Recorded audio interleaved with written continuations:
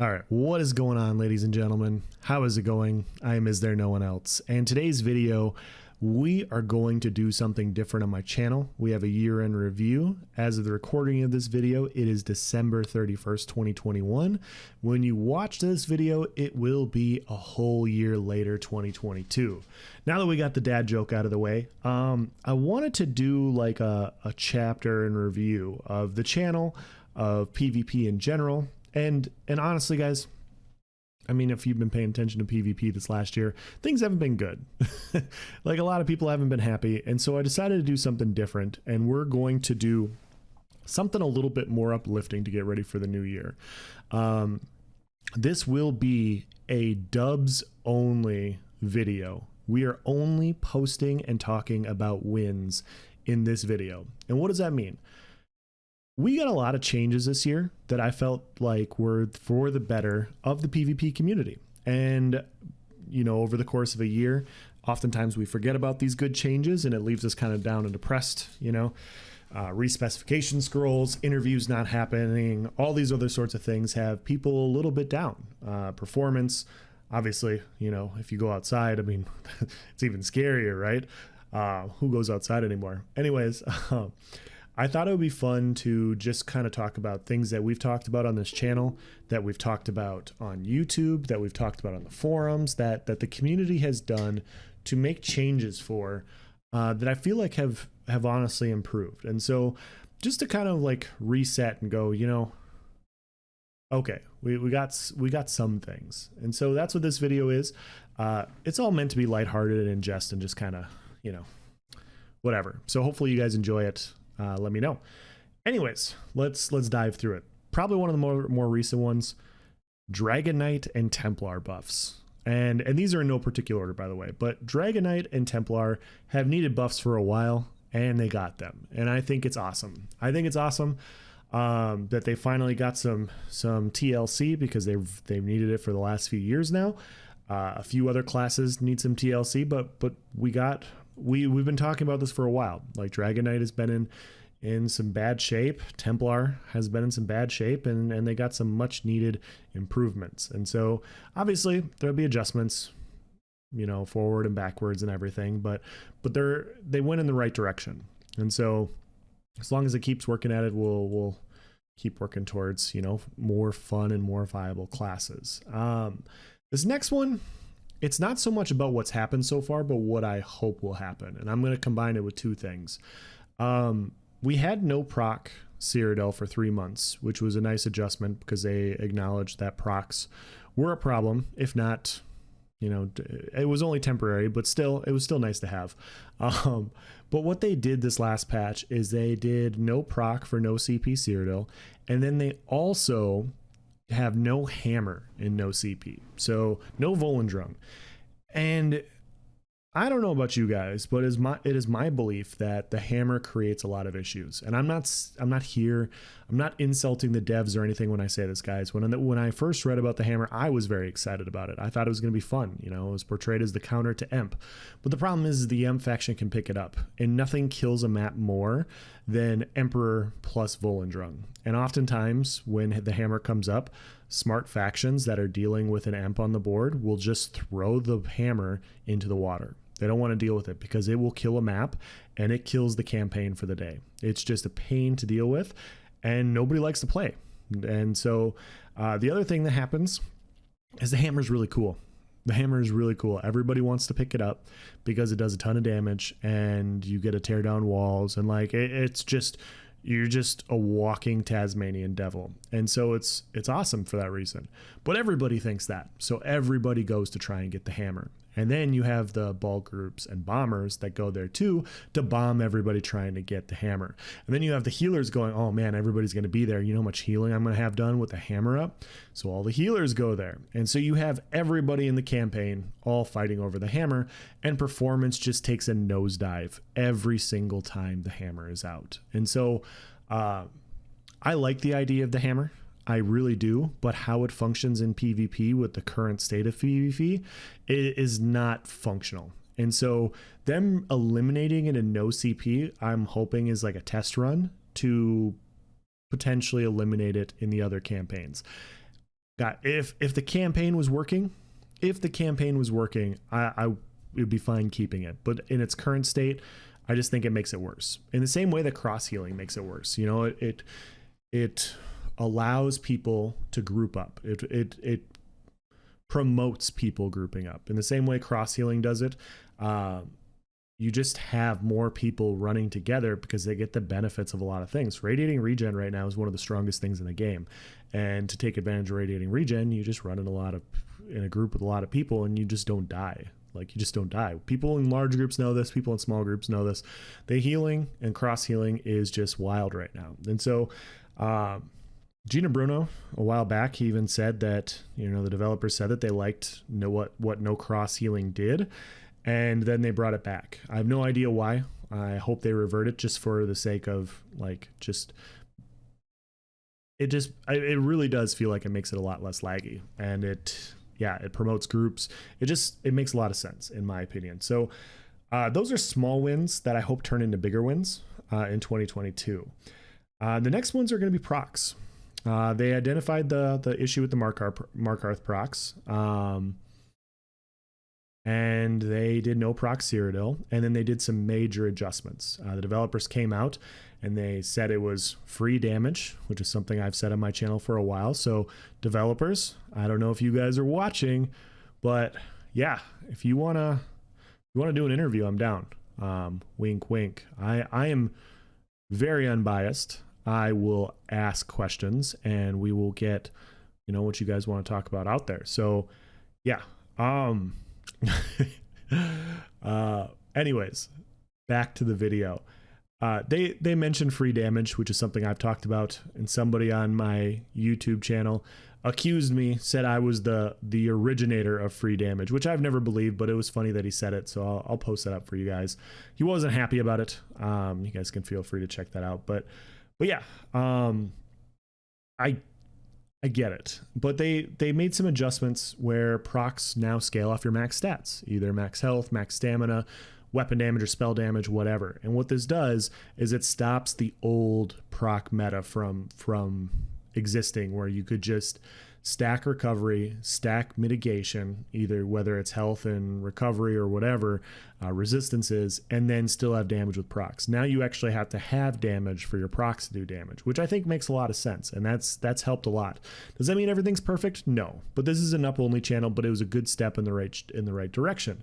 The other thing that they did is they did a cooldown on some procs, so some burst procs don't land at the same time, which is something that's been talked about for a couple years now. The biggest issues are procs having their flat. Their procs having their flat mitigation. Proc stacking was the other big issue, and they adjusted both of those, which I think are huge.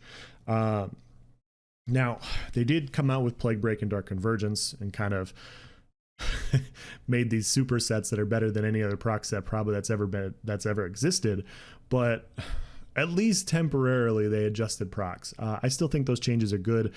It's a W. We will work on the other proc sets in 2022. The other one is health-based heals.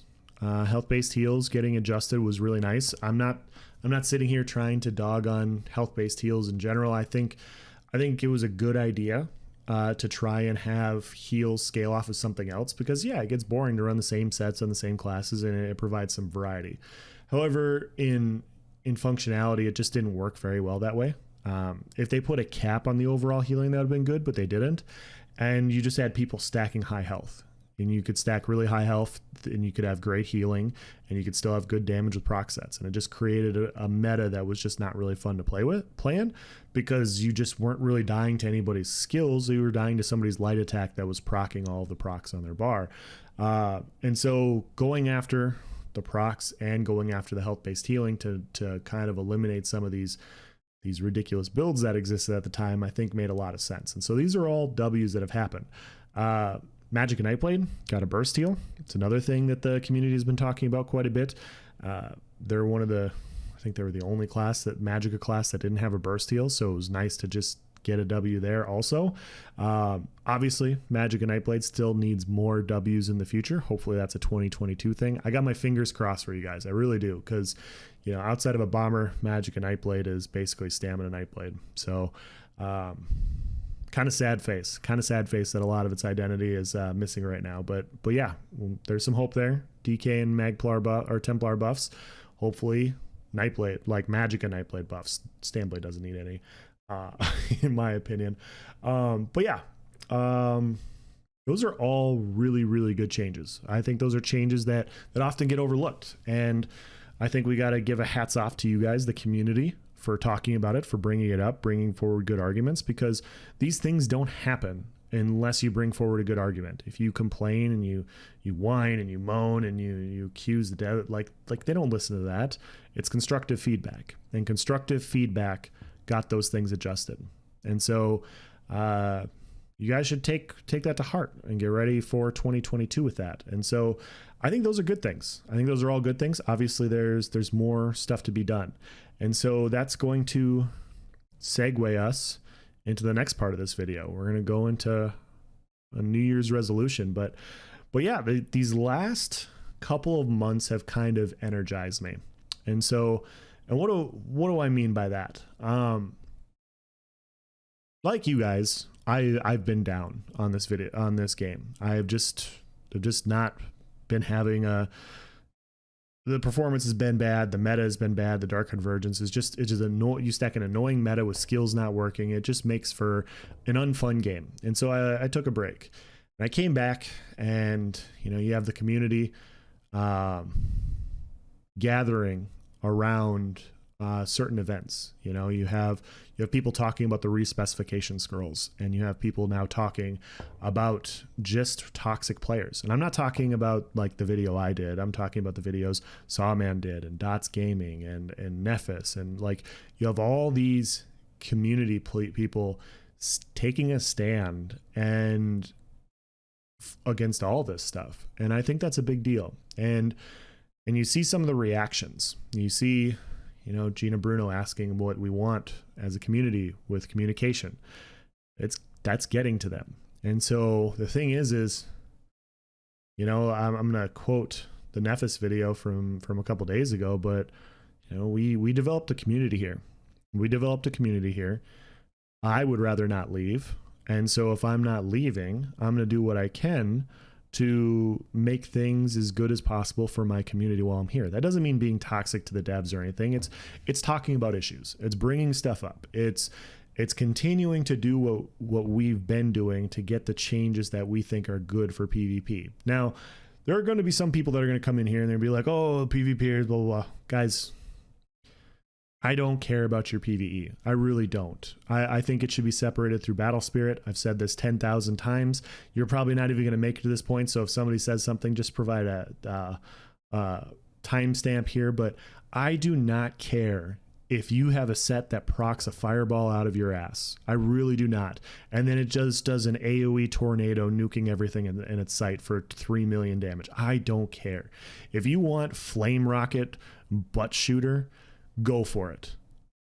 But that's going to be problematic in PvP, where not only is that too much damage, but we're also civilized. All right, we're not just some heathens that want to shoot flame farts out of our butt. I mean I am. I'm just kidding about that. But it's the damage. It's the damage, really. But we can keep these things separate, is my point. We can keep these things separate. We can talk about these issues. I like changes for PvE too. I think people getting what they want out of a game is good for everybody. It's good for the players. It's good for the developers. It's good for the game, because the more people that are happy, the more they're going to talk about the game, the more it just brings in people. And as you guys can tell, you know, we're not in the best spot right now. But a lot of people are stepping up, and a lot of people are making their voices heard, and it's being heard. And so we'll see what happens in 2022. We'll have to see what happens. But as long as I'm playing, we'll continue to talk about these things, and we'll just keep driving forward. I posted a thing on my channel today asking you guys what you want out of me this year, and I've got a lot of ideas for builds, not for builds, but for tutorial stuff some hopeful healer content here in the future, just a bunch of stuff to try and help you guys out, because the more informed you guys are about this game, the more informed you guys know, the more things you guys know, the more you guys can talk and take things to the forums and talk to the devs on the forums and bring forward good ideas. Because yeah, once you get to a certain point, you like everybody just ends up starting to agree with each other. And so the goal for me at this point is to get more of those people. And so personally, I'm done arguing with the people I've been arguing with or debating with or whatever. They're not going to change their minds. They're stuck in whatever they want to do, and that's fine. You know, they don't want to optimize builds and they want to talk shit and be toxic and do these sorts of things and get upset when stuff isn't given to them. That's up to them. And so we're going to ignore those players, but what we will do is, since ESO is so good at bringing in new players, we will try to do our best to recruit the new players, the new wave of players, and turn them into good players, educated players, smart players that know how the game functions. So we don't have to have this roundabout thing where we talk about diminishing marginal returns and some other bullshit that doesn't exist. So that's the goal. That's my mission, is to help you guys out, because honestly, that's always what I've enjoyed. And it's become more clear now that that's the goal, to drive more pressure onto the devs to give us stuff that we want, because what they want, they want us to leave.